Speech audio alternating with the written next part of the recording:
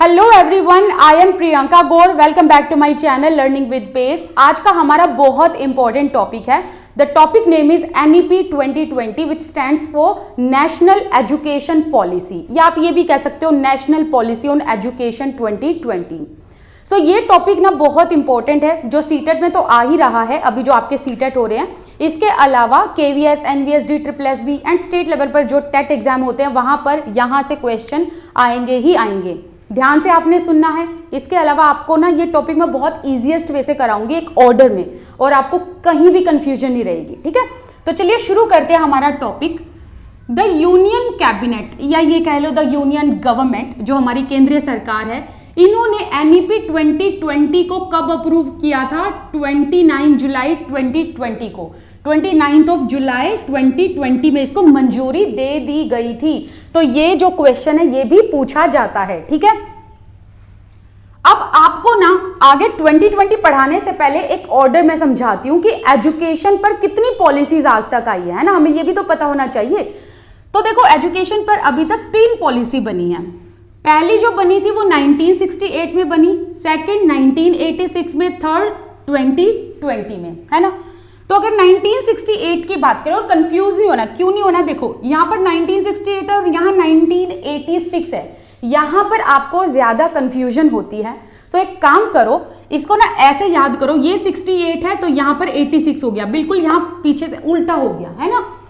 तो 1968 में जो एजुकेशन पॉलिसी आई थी वो किस पर बेस्ड थी? कोठारी कमीशन पर बेस्ड थी। ठीक है, कोठारी कमीशन के हेड का भी नाम याद रख लेना, दौलत सिंह कोठारी। एंड ये जो एजुकेशन पॉलिसी है 1968 में ये अनाउंस की थी इंदिरा गांधी, जो हमारी प्राइम मिनिस्टर रह चुकी है, उनकी सरकार में से अनाउंस किया गया था इस पॉलिसी को। सेकंड पॉलिसी जो 1986 में आई थी, और इसमें जो हमारे फॉर्मर प्राइम मिनिस्टर है राजीव गांधी, उन्होंने जो है new national policy on education introduce की थी। अब यहां से क्वेश्चन आ रहा है। अच्छा, एक चीज बता देती हूं, यहां से इतने क्वेश्चन नहीं आ रहे, सेकंड से फिर भी आ रहे, बट यहां से ज्यादा क्वेश्चन आ रहे हैं 2020 से। तो ये जो है 2020 में जो NEP 2020 which is national education policy, ये किसने इंट्रोड्यूस की थी? ये इंट्रोड्यूस की थी फॉर्मर, या ये कह लो रिटायर्ड इसरो चीफ ने। ठीक है, जिनका नाम है के कस्तूरी रंगन। ठीक है, K. रंगन। कस्तूरी रंगन के नाम पर ही ये कमेटी का नाम रखा गया। ठीक है, क्योंकि कस्तूरी रंगन जो थे उन्होंने ये पूरी रिपोर्ट तैयार की, पूरा ड्राफ्ट तैयार किया। उससे पहले जो कमेटी बिठाई गई थी वो कस्तूरी रंगन के नाम से ही कमेटी बिठाई गई थी। तो अगर क्वेश्चन ये आ जाए कि NEP 2020 के हेड कौन है? कस्तूरी रंगन। अगर ये क्वेश्चन आ जाए कि कमेटी का नाम क्या था? कस्तूरी रंगन कमेटी। ठीक है, आई बात समझ में? अब मेन एम क्या था? देखो, क्वेश्चन आपके माइंड में ये भी आएगा कि ये एजुकेशन पर पॉलिसी क्यों आती रहती है। देखो, एजुकेशन पर पॉलिसी इसलिए लाई जाती है क्योंकि कुछ ना कुछ नया हम इंट्रोड्यूस करते रहते हैं। एजुकेशन क्या है? एक कॉन्टिन्यूअस प्रोसेस है, लर्निंग एक कंटिन्यूअस प्रोसेस है, इसमें कुछ ना कुछ चेंजेस आते रहते हैं। तो उसी अनुसार हमें पॉलिसी में भी चेंजेस लेकर आने पड़ते हैं। तो NEP 2020 का मेन एम क्या है? सबसे पहला है universalisation of education from preschool to secondary school. तो प्री स्कूल से लेकर सेकेंडरी स्कूल के बच्चों को, सभी बच्चों को एजुकेशन मिले। यूनिवर्सलाइजेशन दैट मीन्स कि सभी को यूनिवर्सल बेसिस पर सभी को एजुकेशन मिले। ठीक है, तो एजुकेशन में अफोर्डेबिलिटी हो, इक्विटी हो, सबके लिए अपॉर्चुनिटी हो। ठीक है, इसके अलावा एजुकेशन कैसी होनी चाहिए? क्वालिटी एजुकेशन होनी चाहिए, इनफैक्ट हाई क्वालिटी एजुकेशन। ठीक है, तो इन्होंने NEP 2020 में कस्तूरी रंगन ने किस चीज पर एम्फेसाइज किया कि एजुकेशन तो देंगे हम बच्चों को, यूनिवर्सलाइजेशन एजुकेशन होगी, लेकिन ये एजुकेशन हाई क्वालिटी की दी जाएगी। Okay, next, it focuses on inclusive, मतलब सभी बच्चों को, किसी के साथ डिस्क्रिमिनेशन नहीं किया जाएगा, फेयर एजुकेशन सिस्टम होगा। दैट कैन बेनिफिट, मतलब ऐसी एजुकेशन जो हमारी यंगर जनरेशन को बेनिफिट करे, और ये टारगेट कब तक पूरा कर लिया जाएगा? 2030 तक ये टारगेट पूरा कर लिया जाएगा एंड लिटरेसी रेट कितना हो जाएगा 100%। 100% का लिटरेसी रेट अचीव करने के लिए एनईपी 2020 को इंट्रोड्यूस किया गया। ठीक है, कि कोई भी बच्चा पीछे ना रहे एजुकेशन में एंड इंडिया को एक ग्लोबल नॉलेज के तौर पर हमें प्रेजेंट करना है। नेक्स्ट है एनईपी 2020 ने कौन सी पॉलिसी को रिप्लेस किया था। देखो बहुत इजी क्वेश्चन है लेकिन एग्जामिनर कैसे भी पूछ सकता है। ठीक है, तो आपने ध्यान रखना है 1968 के बाद 1986, 1986 के बाद 2020 एनईपी आया। सो दैट मीन्स अगर हम एनईपी 2020 की बात करें तो इसने कौन सी पॉलिसी को रिप्लेस किया, नेशनल पॉलिसी ऑन एजुकेशन 1986 को, 86 वाली पॉलिसी को रिप्लेस किया।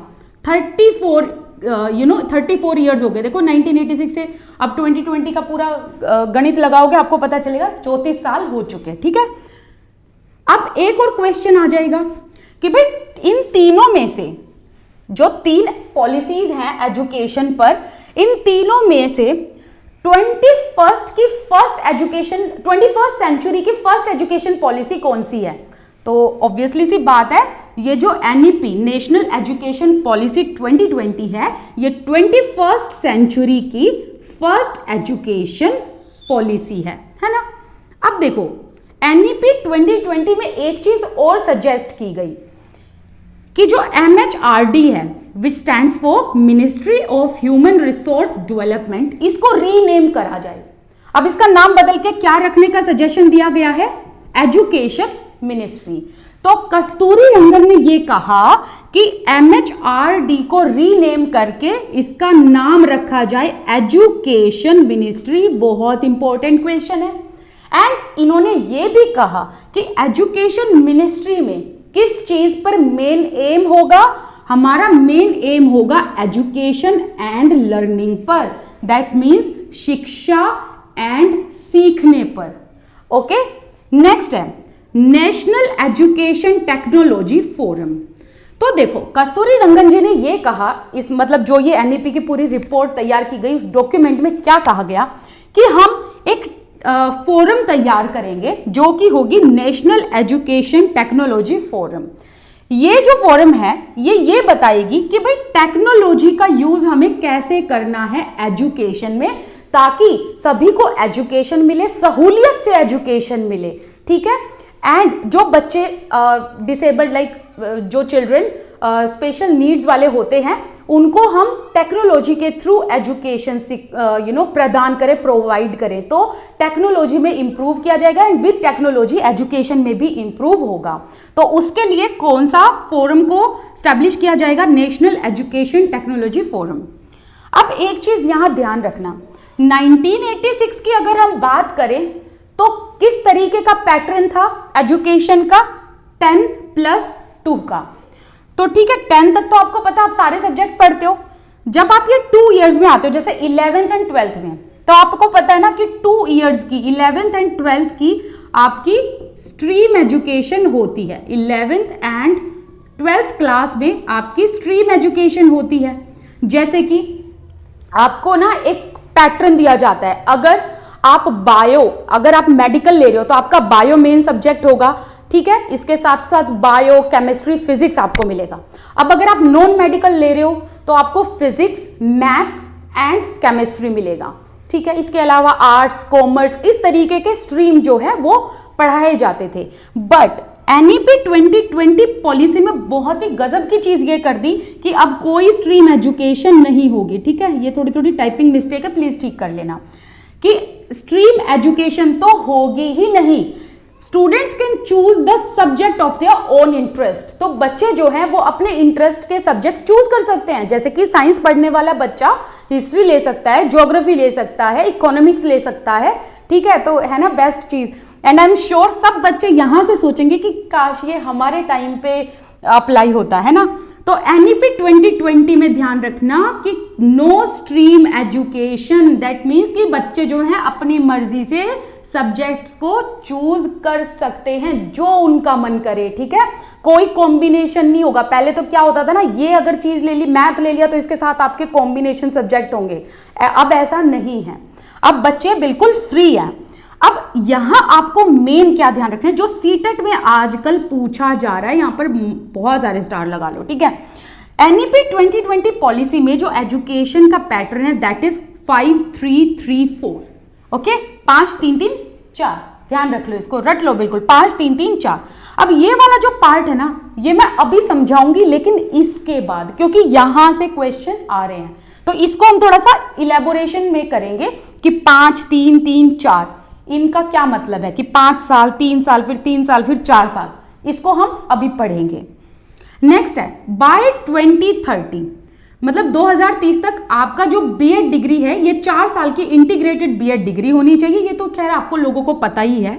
नेक्स्ट है टेट एग्जाम जो है ना वो हर लेवल पर कंडक्ट होगा। वैसे तो स्टेट लेवल पर जो है हमारा पीजीटी भी होता है, पीआरटी भी होता है, टीजीटी भी होता है, लेकिन अब सेंट्रल लेवल पर भी होगा, तो दैट मीन्स हर लेवल पर एग्जाम, टेट एग्जाम रखा जाएगा। नेक्स्ट, अच्छा ये इसलिए किया गया है ताकि टीचर्स अच्छी मिले, ठीक है, अच्छी टीचर्स, क्वालिटी होनी चाहिए टीचर्स में, ओके, तो इसीलिए अब टेट एग्जाम भी सभी लेवल पर कंडक्ट किया जाएगा।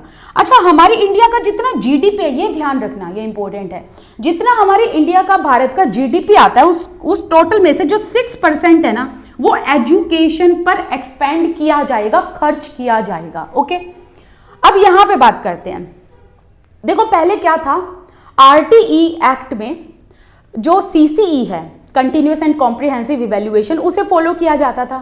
अब एनईपी में ये कहा गया कि इसके साथ साथ हम ना अलग तरीके से अब रिपोर्ट कार्ड बनाएंगे, ओके, जिसमें हम क्या करेंगे, 3 लेवल ऑफ असेसमेंट करेंगे। अब ये 3 लेवल पर जब असेसमेंट होगी तो ये किसके द्वारा होगी, तो 3 लेवल पर असेसमेंट, एक तो स्टूडेंट के द्वारा, दूसरा पीयर जो उसके सहपाठी हो गए बच्चे के, तीसरा टीचर के द्वारा, ठीक है। तो ये क्या कहलाया जाएगा, ये इस असेसमेंट को हम कहेंगे 360 degree holistic assessment progress card, ठीक है, 360 degree holistic assessment progress card. That means holistic progress, that means जिसमें स्कोलेस्टिक, को स्कोलेस्टिक दोनों पर जो है ध्यान दिया जाएगा, एंड दोनों को रिपोर्ट कार्ड में इंक्लूड किया जाएगा। एंड जो असेसमेंट होगा वो 3 लेवल पर होगा, खुद बच्चे के द्वारा, ठीक है, स्वयं बच्चे के द्वारा, दूसरा उसके सहपाठी, दैट मीन्स उसके पीयर ग्रुप के द्वारा, तीसरा टीचर के द्वारा। एंड अब ये भी कहा गया कि एक स्पेशल जो ऑर्गेनाइजेशन है जो कि ये 360 डिग्री होलिस्टिक असेसमेंट है, इसको कहा गया परख, ठीक है, क्या कहा गया, परख। परख का मतलब क्या है, अब यहां पर ना परख का एक फुल फॉर्म दे रखा है। पी से हो गया परफॉर्मेंस, ए से हो गया असेसमेंट, आर से हो गया रिव्यू, ए से हो गया एनालिसिस, के से हो गया नॉलेज, एच से हो गया holistic. So that means performance, assessment, review and analysis of knowledge for holistic development. जैसा कि मैंने बताया, होलिस्टिक डेवलपमेंट में आपके स्कोलेस्टिक एंड को स्कोलेस्टिक दोनों एरिया आते हैं, मतलब एजुकेशनल भी, नॉन एजुकेशनल भी, ओके, क्योंकि बच्चों को सिर्फ पढ़ाना नहीं है, उनको खिलाना भी है, उनको एक्टिविटीज भी करानी है, राइट। अब ये जो परख में जो है, जो डाटा तैयार किया जाएगा, रिपोर्ट कार्ड बच्चे की तैयार की जाएगी, या ये कह लो बच्चों का जो रिजल्ट तैयार किया जाएगा, कहां, परख में। तो परख में जो बच्चे का रिजल्ट या जो भी बच्चे का रिपोर्ट कार्ड तैयार किया जाएगा, उसका एक डाटा कलेक्ट करके एक नेशनल असेसमेंट सेंटर में भेजा जाएगा। एंड नेशनल असेसमेंट सेंटर ये इंश्योर करेंगे कि बच्चों के स्कोलेस्टिक एंड को स्कोलेस्टिक एरियाज पर पूरा ध्यान दिया जा रहा है कि नहीं दिया जा रहा है, ठीक है। अब नेक्स्ट है आरटीई 2009 एक्ट। अब देखो इस एक्ट के तहत आपको पता है ना बच्चों की कितनी कितनी एज होनी चाहिए, आपको ये मैंने पढ़ा रखा है बहुत अच्छे से, अगर इसकी वीडियो नहीं देखी है तो देख लेना, उसका लिंक मैं डिस्क्रिप्शन बॉक्स में दे दूंगी। सो इसमें एज बताइए 6 to 14 फॉर ऑल, ठीक है, इन सभी के लिए फ्री एजुकेशन दी जाएगी। पता है ना आरटी में मैंने सब आपको बता रखा है कि फ्री एजुकेशन प्रोवाइड की जाएगी, बच्चे को जो है कोई भी पैसा स्कूल में नहीं देना, ओके। तो उसके लिए एज कितनी निर्धारित की गई थी, 6 to 14 फॉर ऑल। लेकिन जो बच्चे स्पेशल नीड्स वाले हैं, ठीक है, जो बच्चे स्पेशल नीड्स जिनको हम दिव्यांग कहते हैं, उनके लिए 6 to 18 ईयर्स है अंडर आरटी एक्ट 2019। 9। लेकिन NEP पॉलिसी में जो एज है that is 3 to 18 years, that means 3 से 18 साल के जो बच्चे हैं उनके लिए यूनिवर्सलाइजेशन ऑफ एजुकेशन लागू होता है। तो अभी ये जो 3 से 18 है ना, ये आपको कैसे समझ में आएगा, इसको जब आप समझोगे, ठीक है। अब इसको मैं आपको समझाती हूं और फिर हम बात करेंगे आगे आने वाले टॉपिक पर। आई थिंक हमारा ये भी रह गया। ओके, आगे ये बताया है कि मेन एम और क्या क्या है NEP 2020 के, कि भाई जितने ड्रॉप आउट्स हैं, क्या होता है ना कि कई बार जैसे गरीब इंसान है, 2 वक्त की रोटी का इंतजाम तो हो नहीं पाता है ना, तो क्या करते हैं पेरेंट्स ना, अपने बच्चों को स्कूल ही नहीं भेजते, वो अपने साथ बच्चों को ले जाते हैं काम करने के लिए ताकि थोड़ा बहुत पैसा घर में आए। ओके, तो ये भी रीजन हो जाता है, दैट मीन्स कि फाइनेंशियल कंडीशन भी एक रीजन हो जाता है ड्रॉप आउट का। दूसरा डिजीज हो जाती है, तीसरा या कुछ भी है ना, कुछ अनहोनी हो जाए। तो दैट मीन्स कि जितने बच्चों के ड्रॉप आउट होते हैं उससे वो नहीं होने चाहिए। उससे क्या है, उससे बच्चों की शिक्षा पर असर पड़ता है। कई बार क्या होता है बीच में ही बच्चों की शादी करा दी जाती है, बाल विवाह हो जाते हैं। तो अब कस्तूरी रंगन जी ने NEP 2020 में ये कहा कि हमारा मेन एम ये होगा कि ड्रॉप आउट की संख्या कम हो, ठीक है। नेक्स्ट है 2 crore children to mainstream, that means हमारा एक मेन एम ये भी होगा कि स्कूल मेन स्ट्रीम में हम लगभग 2 करोड़ बच्चों को लेकर आए। नेक्स्ट है बच्चों में हमने क्रिएटिविटी को डेवलप करना है, लॉजिकल थिंकिंग को डेवलप करना है, एंड हमने बच्चों को इनोवेटिव बनाना है। तो क्रिएटिव थिंकिंग का मतलब बच्चों को हमने ना बच्चों में क्या इंस्टिल करना है। अब ध्यान करो पियाजे ने क्या कहा था कि बच्चे अपने ज्ञान का निर्माण स्वयं करते हैं, तो इन्होंने कहा कि हमने बच्चों में क्रिएटिव थिंकिंग डेवलप करनी है। दैट मीन्स कि बच्चे अपने ज्ञान का निर्माण स्वयं करें, खेल खेल में करें, एक्टिविटी के साथ करें, एंड वो रटे ना किसी चीज को। नेक्स्ट है logical thinking, that means reasoning power बच्चों की बढ़े। नेक्स्ट है इनोवेटिव, दैट मीन्स बच्चे हर चीज को लेकर नए नए आइडियाज के साथ रिप्रेजेंट करें, ठीक है। बच्चों के अंदर नए नए आइडियाज डेवलप होने चाहिए। ओके, सो ये वाला जो पार्ट है, जो मेन एम है बेसिकली हमारे NEP 2020 के, ये यहां कंप्लीट हो गए। आप यहां स्क्रीनशॉट ले सकते हो, ठीक है। अब मैं इसको एक बार क्लीन कर देती हूं, फिर बात करते हैं हम 5, 3, 3, 4 ईयर्स के बारे में, ठीक है। चलिए, अब मैंने यहां पर लिख दिया है, तो शुरू करते हैं हमारा टॉपिक। तो देखो जो ये NEP 2020 है, इसमें देखो 5 साल, 3 साल, 3 साल, देन 4 साल। अब देखो 5, 3, 3 एंड देन 4, इस तरीके से हम पढ़ेंगे। फिर हम ग्रेजुएशन का पढ़ेंगे, पोस्ट ग्रेजुएशन का पढ़ेंगे, मेन पॉइंट जानेंगे। ओके, अब देखो अगर अच्छा आपके माइंड में एक क्वेश्चन भी आया होगा, क्या NEP 2020 अब लागू हो चुका है? देखो इसको कहा गया था कि ये लागू किया जाएगा 2021 से लेके 2022 के बीच में, ये भी क्वेश्चन आ सकता है। तो अभी तक लागू नहीं हुआ है, जो अभी मैं वीडियो बना रही हूं, आगे लागू हो सकता है। तो जब लागू हो जाएगा और तब आप वीडियो देख रहे होगे तो कमेंट सेक्शन में बता देना, ठीक है। तो चलिए शुरू करते हैं।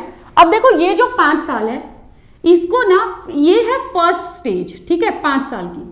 बच्चा स्कूल कब जाने लग जाता है? पहले तो ये देखो, बच्चा स्कूल जाने लग जाता है जब वो 3 साल का हो जाता है।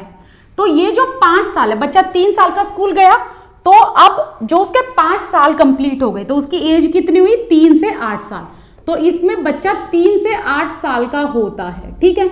इस स्टेज को कहते हैं फाउंडेशन स्टेज, या ये कह लो प्ले स्टेज, नाम आ सकता है, क्वेश्चन पूछा जा सकता है।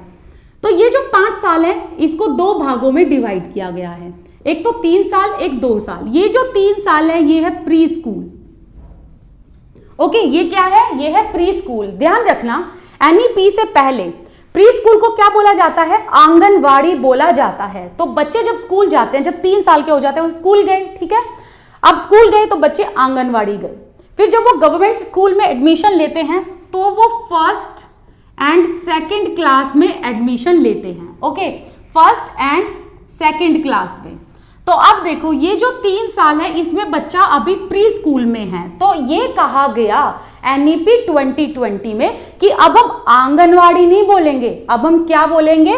प्री स्कूल बोलेंगे। तो बच्चा 3 साल का हुआ, प्री स्कूल में गया, फिर बच्चा फर्स्ट एंड सेकंड कंप्लीट करेगा, ये 2 साल हो गए। तो हो गए ना 3 और 2, तो 3 साल का प्री स्कूल होगा, फिर बच्चे को गवर्नमेंट स्कूल में एडमिशन मिलेगा फर्स्ट में, एंड देन बच्चा सेकंड में जाएगा। ये जो 5 साल है बच्चे के, इसमें एग्जाम नहीं होगा, बच्चों की यूनिफॉर्म नहीं लगेगी, इसके अलावा प्लेवे मेथड से पढ़ाया जाएगा। दैट मीन्स कि बच्चे का एज अ टीचर आपने क्या करना है, स्कूल में मन लगाना है। क्योंकि क्या होता है ना, बच्चे स्कूल में आने से थोड़ा सा डरते हैं, तो हमने एज अ टीचर, जो गवर्नमेंट टीचर्स होंगी, उनका काम ये होगा कि वो बच्चों को, जो बच्चे प्री स्कूल में हैं, अभी 3 साल कंप्लीट कर रहे हैं, फिर वो फर्स्ट सेकंड में आएंगे जो 2 साल कंप्लीट करेंगे, तो अभी बच्चों को ये फाउंडेशन स्टेज में हमने खेल कूद कराने हैं, जितने मर्जी खेल कूद हो सके उस तरीके से कराने हैं, बच्चों को पैम्पर करना है, बच्चों का ध्यान रखना है। ठीक है, नेक्स्ट है 8 साल तक के बच्चों का, जो ये 8 साल, जैसे कि मैंने बताया, इसमें बच्चा 3 साल का स्कूल जाएगा, 3 से 8 तक का बच्चा जब हो जाएगा वो इस स्टेज में रहेगा। तो 8 साल तक के बच्चों का करिकुलम कौन डेवलप करेगा, NCERT। इंपॉर्टेंट क्वेश्चन है, ध्यान रखना। 8 साल लिखा है, ये मत ध्यान रखना कभी 8वीं क्लास तक सोच लो। 8 साल तक का जब बच्चा होगा, मतलब दैट मीन्स 5 इयर्स का जो ये बच्चा अभी कंप्लीट करेगा इस 5 साल को, तो इसका करिकुलम जो है NCERT डेवलप करेगा।